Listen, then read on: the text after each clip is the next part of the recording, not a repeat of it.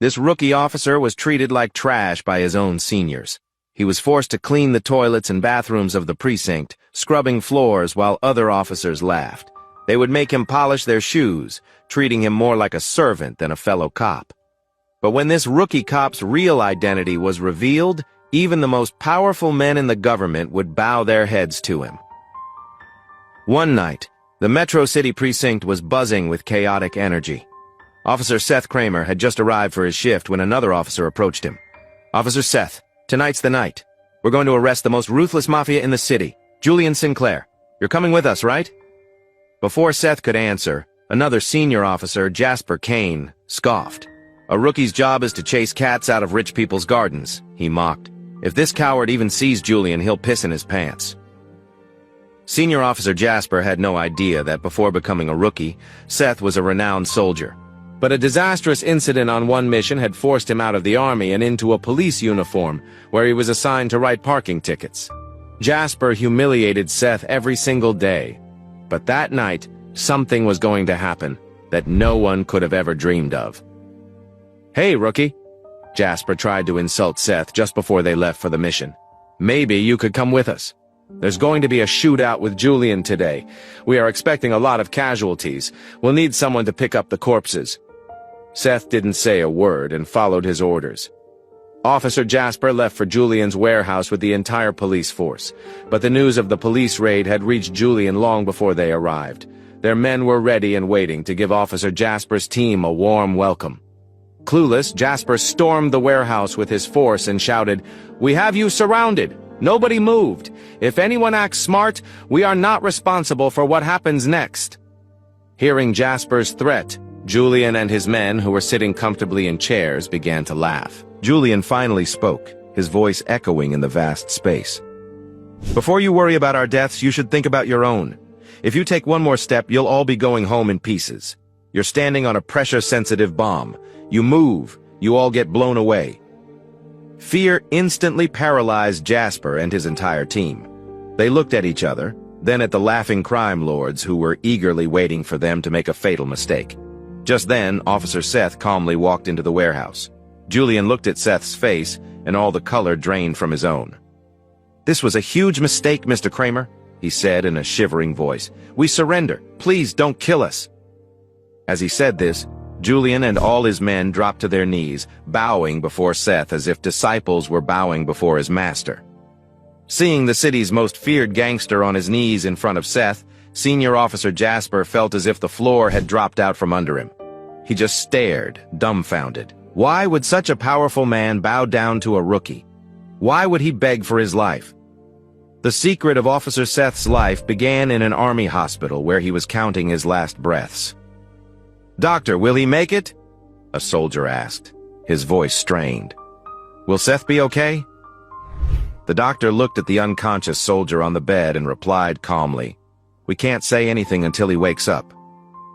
Before he was a rookie cop, Seth was one of the most dangerous soldiers in the U.S. Army, but something had gone horribly wrong on a mission, leaving him struggling between life and death.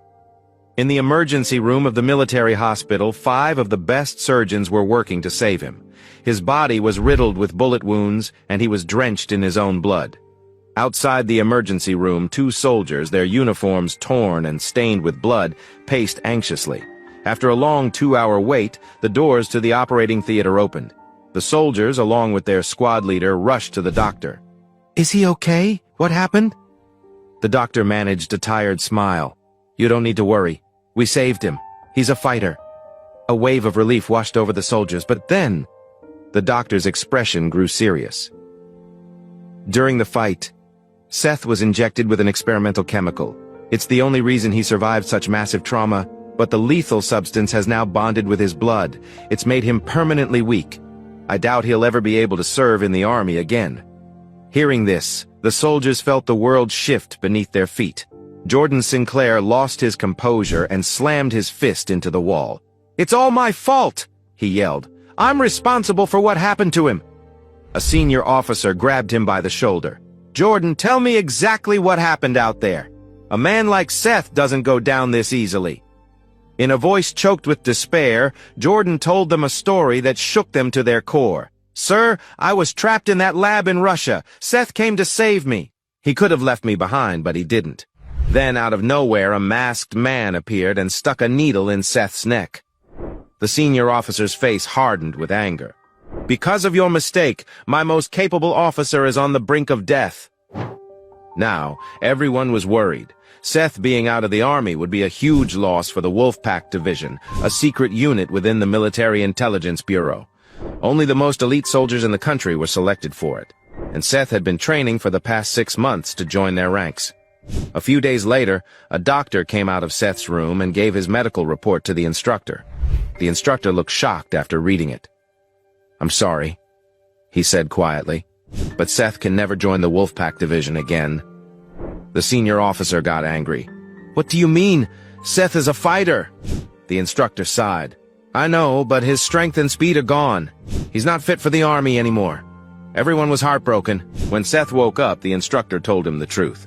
"I'm sorry, Seth," he said. "You can't stay in the army now. You'll be moved to the police department." Seth froze. The words hit him harder than any bullet. After everything he'd done for his country? He looked down, unable to speak. The room felt colder, quieter. The uniform he once wore with pride now felt like a burden he no longer deserved. Seth walked out of the base quietly. The cold wind hit his face, but he didn't care. He had lost everything: his team, his honor, his home. Now, he was just alone. He kept walking through the dark streets, not knowing where to go. Then he saw a small bar with lights on. Without thinking, he went inside. The place was dirty and smelled bad. He sat at a corner table and ordered a drink, then another and another. He drank until his hands stopped shaking, but the pain in his chest didn't stop. The door opened and a woman walked in. For a moment, the bar got a little quieter. It was Athena, Seth's old friend, but she didn't look like the movie star everyone knew from TV. She wore a simple coat, a low hat, and no fancy makeup. Her hair was tied back. No one really noticed her. A teenager looked up from his phone, then went back to scrolling. The bartender just raised an eyebrow and kept cleaning a glass. No one said, "Hey, isn't that a famous actress?" Athena walked straight to Seth's table and sat down. Seth blinked in surprise. "Athena," he said. She gave a small smile and whispered, "Don't make a scene." Why would a Hollywood star come to a small, smoky bar to meet an ordinary cop? That question hung in the air, making the moment feel strange and important. "Seth," she said softly, "you're drunk again." He looked up slowly. "Athena, what are you doing here?" "I heard you left the army," she said, "and now you're sitting here breaking yourself. Why?" Seth gave a sad smile. "Because I lost everything." Athena sat down beside him. "You didn't lose everything, Seth. I know why you wanted to be the top soldier." He stayed silent, staring at his glass. She continued, her voice gentle. "It was because of your mom, right? That Mafia took her away." Seth's hand tightened around the glass. "Yes," he said in a low voice. "They kidnapped her years ago. I joined the army to find her. Then I became a cop, hoping I'd get closer. But still, nothing." Athena placed her hand on his arm. "Seth, your mom is still out there, and I believe you'll find her. But not like this. Not by drinking yourself to death." He looked at her, eyes filled with pain and hope. "You really think I can still find her?" Athena nodded. "Yes, you're still the same Seth I knew. Strong, brave, and stubborn." For the first time that night, Seth gave a small smile. "Thanks, Athena." She stood up and said, "Come on, let's go home. You can't fight if you can't stand." Seth laughed weakly and got up. Okay, you win." As they walked out into the cold night, the storm outside began to calm, and for the first time in a long while, so did Seth's heart. A few years passed. Seth had changed a lot. He was stronger, calmer, and more focused. He worked hard every day and had become one of the best officers in the city. But even after all this time, he still thought about his mother. One quiet morning, Seth was at home cleaning his gun at the table. The sunlight came through the window and everything was peaceful until the doorbell rang. He opened the door and froze for a second. Standing there, smiling, was Athena. "Athena?" he said, surprised. "It's been years." She laughed. "Yeah, I know, you didn't even call me once." Seth smiled a little. "Guess I got busy trying to fix my life." Athena walked in and looked around. "You've changed, Seth. You look stronger." Seth shrugged. "Just doing my job." Athena nodded and then said, "Well, I've got some big news." Seth looked at her curiously. "What kind of news?" She handed him a newspaper and said, "The police chief made an announcement. The best officer this year will get a chance to join the Wolfpack Academy. The trials start soon." Seth's eyes widened. "Wolfpack? They're opening it again?" Athena nodded with a smile. "Yes. And I think this is your chance. Seth, your second chance." Seth looked down for a moment, then stood up. His voice was calm but firm. "Then I'll take it. I'm ready this time." Athena smiled proudly. That's what I wanted to hear. After Athena left, Seth sat by the window thinking about her words. The Wolfpack Academy. His lost dream was back. He looked at his police badge, then at his mother's photo. "This time," he whispered, "I won't fail." The next day, Seth made a plan. He asked for the night shift so he could train during the day.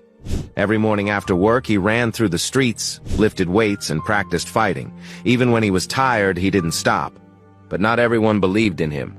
Some officers laughed when they saw him training. "Look at him," one said. "Didn't he get kicked out of the Wolfpack?" Another chuckled. "Yeah, he's wasting his time. Once a loser, always a loser." Seth heard them, but he said nothing. He just kept training, harder than before. Day by day, he grew stronger. They called him weak, but soon they'd all see who Seth Kramer really was. That night, Seth started his first night shift with his new partner, Ethan Vance, an old, smart cop. As they drove, Ethan said, "In Metro City, remember 3 rules. Don't mess with men who have tattoos, they're gangsters. Don't stop supercars, they belong to rich people. And don't argue with beautiful women, they belong to both." Seth smiled. Got it. Later that night, chaos broke out near the Apex Club. 2 groups of rich young men, including the Rodriguez brothers, were fighting over a spit on a luxury car. Ethan sighed. "Stay out of it, Seth. They're rich heirs. No one dares touch them." But Seth stepped out anyway. He fired a warning shot in the air and shouted, "Stop fighting and apologize." The rich boys laughed. One said, "You know who we are? You can't arrest us." Then one of them spit on Seth's uniform. Seth's eyes turned cold. In seconds, he knocked them down and arrested all 11 of them. He dragged them to the police station himself. By morning, everyone was talking about it. No one had ever arrested the city's richest kids before. To common cops, Seth became a hero. To powerful families, he became a problem. The next morning, the precinct was filled with noise. Everyone was talking about what Seth had done. Some admired him, others looked scared. Then, a line of black cars stopped outside the station. The air turned tense. Out stepped Shane Vaughn, one of the most powerful businessmen in Metro City and father of the Rodriguez brothers. He was tall, calm, and cold-eyed, followed by his bodyguards in suits. He walked straight to the police chief's office without saying a word. A few minutes later, the chief called out, "Officer Seth Kramer, in my office, now!" Seth walked in and stood straight. Shane stepped forward and said, "You arrested my sons. Do you know who I am?" Seth looked him right in the eye and said, "I know who you are. A rich man who thinks money can buy the law. Your boys beat people and ruin cars. That isn't strength. It's cowardice." Shane's face went red with anger. "How dare you speak to me like that?" he hissed. Seth's voice stayed quiet but hard. "They were breaking the law. If they try it again, I'll arrest them again and I won't stop. Money won't save them then." After leaving the police station, Shane Vaughn did not go home. He drove to the North Zone, a dark building where powerful men and gang leaders met. Inside the room, Shane stood at the head of a long table. Around him sat other rich men, shady bosses, and a few of the city's most dangerous fixers. The air was cold and tense. Shane spoke slowly and clearly. "That cop," he said, "humiliated me in front of my sons. He called me a man who buys the law. He threatened my family. I will not be made a fool." He slammed his hand on the table. Everyone fell quiet. "I will pay $1 million to whoever finds Officer Seth Kramer," Shane said. "Bring him to me, alive or dead. No police, no talk. Do it quietly. Do it quickly." A murmur ran through the room. Some men nodded. Others smiled at the chance. Shane did not stop there. He looked each man in the eye. "If you fail me," he warned, "you will lose everything. Make sure this cop disappears." The meeting ended. Word moved fast through the city's underworld. The bounty was real. The danger was close. And now many eyes were looking for Officer Seth Kramer. That night, the North Zone was dark and quiet. When Seth walked in, everyone in the room turned to look at him. No one said a word. The air felt heavy, and even the clock's ticking sounded loud. Shane Vaughn stood up slowly and said, "So, you're Seth Kramer." Seth gave a small smile and replied, "Yes, and I'm the man who doesn't run from the law." No one dared to move. Some men stepped back, others looked away. Everyone knew fighting Seth was a bad idea. After a long silence, Shane finally spoke. "Maybe we made a mistake." Seth looked at him calmly and said, "Then fix it. The law is the same for everyone." That night, without even firing a single bullet, Seth changed everything. Everyone in the North Zone learned one thing: courage and justice were stronger than fear and power. When morning came, the sunlight touched his tired face. He hadn't slept for 2 days. Slowly, he walked home through the quiet street. All he wanted was some rest. But when he opened his door, he stopped. There were voices inside his house. 2 young women were sitting on his couch, laughing. One had short brown hair and sharp eyes. The other had long hair and looked shy. Seth frowned. "Who are you?" he asked. The short-haired girl jumped up. "Oh, I'm Ava, and this is Clara," she said quickly. "We rented this house last week. The landlord said it was empty." Seth's face became serious. "Empty? This is my house." The girls looked at each other, surprised. Ava shrugged. "Well, maybe your landlord forgot to tell you. Anyway, we already paid, so we can't just leave." Clara said softly, "We really don't have another place to go. Can we please stay for a few days?" Seth looked at them for a long time. They didn't look poor or scared. They looked sure of themselves. But still, he said quietly, "Fine, you can stay." Ava smiled. "Thanks, sir. We won't bother you." But the way she said "sir" sounded like a joke. Seth went to wash his face. When he came back, the girls were moving his furniture and cleaning like they owned the place. Ava looked around. "Wow, you actually live here? It's so empty." Clara laughed. "Yeah, it feels like an old man's house." And Seth didn't reply. Later, Ava knocked on his door. "Hey, Mr. Seth, we're going to a cafe. You should come. You look like you need to get out for once." Her voice was friendly, but teasing. Seth didn't want to go, but he nodded anyway. At the cafe, people were talking and laughing. They sat near the window. Clara asked, "So, Mr. Seth, what do you do?" "I was a soldier," he said. Ava raised her eyebrows. "A soldier? Really?" Then she smiled. "That explains the serious face." Clara giggled. "Yeah, but you don't look like one now." Ava leaned closer. "So what happened? Did they kick you out?" Seth looked down. "The war ended," he said quietly. Ava laughed a little. "Guess the army didn't need you anymore, huh?" Their food consisted of noodles and soup. The girls talked about fashion, movies, and parties. Seth stayed quiet, listening. Then a fly buzzed near their table. Ava waved her hand. That's disgusting." The fly flew towards Seth. He looked up and snapped, caught it with his chopsticks. Everyone in the cafe stopped talking. Ava stared. "Wait, you caught that for real?" Clara's mouth dropped open. "That's crazy." Ava laughed. "Well, at least you're good for something. You could join the circus." People nearby chuckled. Seth opened the window and let the fly go. "Just practice," he said calmly. Ava smirked. "Yeah, sure. Practice catching flies." Clara giggled again. Seth gave a small smile, but inside his heart felt heavy. That night, after coming home from the cafe, Seth lay on his bed, staring at the ceiling. The sound of Ava and Clara's laughter still echoed in his mind. He turned on his side, trying to sleep, but something inside him felt strange. His heart was beating too fast, like it was shaking his chest. He sat up and took a deep breath. Maybe it was just stress. Maybe he was tired, but this didn't feel normal. He got up and walked to the kitchen to get some water. Crack! The glass broke in his hand. Water spilled all over the counter. Seth froze. "What the hell?" He looked down at his hand. No cuts, no pain, but his veins were glowing faint blue under his skin. Seth stepped back, shocked. "This can't be real!" His hands were shaking as he grabbed his phone and scrolled through his contacts. He stopped at one name, Dr. Barrett. The phone rang twice before a deep voice answered. Dr. Barrett said, "Seth, it's late. What's wrong?" Seth took a shaky breath. "Doctor, something's happening to me. My body feels weird." Dr. Barrett sounded serious now. "Weird how?" Seth stared at his hand. I picked up a glass and it shattered. I feel stronger, faster, like something's burning inside me. There was silence, long and heavy. Seth frowned. Doctor, say something. Dr. Barrett finally spoke. Seth, do you remember that day in Russia? The lab? Seth's eyes narrowed. The day I got shot? The injection? Yes, Barrett said slowly. That wasn't a normal shot. It was something called Project Helix, an experimental serum that was supposed to make soldiers stronger. Seth's voice went cold. You told me it made me weak. It did, Barrett said, at first, but that serum was unstable. It mixed with your blood in ways we couldn't understand. Everyone else who got it died within 1 or 2 weeks. Seth's eyes widened. Wait, what are you saying? Barrett took a deep breath. I'm saying you shouldn't be alive, Seth. And if the serum is waking up again, you might not stay alive for long. Seth's voice hardened. How long do I have? Barrett answered quietly. 1 to 2 weeks, maybe less. Seth looked down.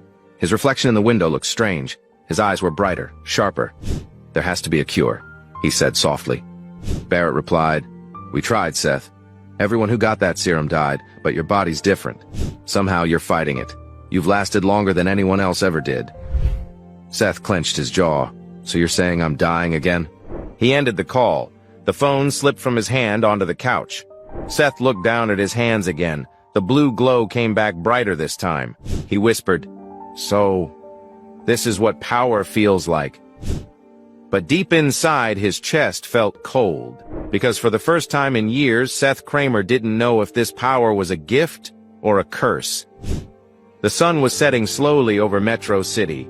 As the sky turned orange and dark shadows spread across the streets, the same darkness was rising inside Seth Kramer. Every minute the light faded, the anger in his heart grew stronger. He hadn't slept. His mind kept flashing back to the strange blue light that glowed under his skin the night before. He stood in front of the mirror in his small apartment. His eyes looked sharper, colder. Project Helix, he whispered. The name made his chest tighten. He put on his police uniform and walked out into the night. As he started his patrol car, he muttered to himself, The wolf pack made me a monster. Now they'll see what kind of monster they created. The streets of the North Zone were silent except for the sound of his car engine. Neon lights flickered. Stray dogs barked in the distance. Then Seth heard loud laughter near an alley. He stopped the car and stepped out. There, under a broken street light, stood the Rodriguez brothers, the same rich kids he had arrested before. They were surrounded by their gang, smoking and showing off their cars.